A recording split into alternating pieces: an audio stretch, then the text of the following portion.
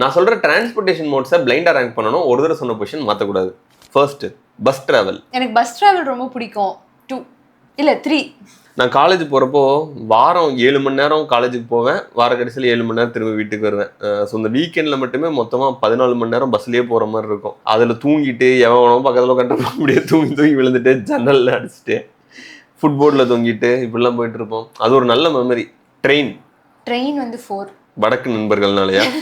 வடக்கு நண்பர்கள் கூட அவ்வளோ ட்ராவல் பண்ணதில்ல. அது அந்த அளவுக்கு வேடிக்கை பார்க்கறதுக்கு முடியாது. நைட்டு தான் மோஸ்ட்டாக ட்ரெயின் ட்ராவல் பண்ணுவோம், இருட்டாக இருக்கும். அதனால அந்த அளவுக்கு என்ஜாய் பண்ணதில்ல. நடந்து போகிறது.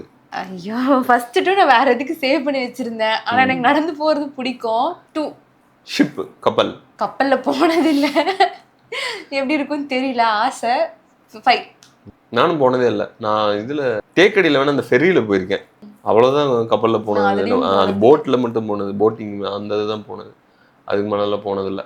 ஃபர்ஸ்ட் வந்து உங்களோட லிஸ்ட் படி அப்போ ஃப்ளைட்டு பிடிக்காது.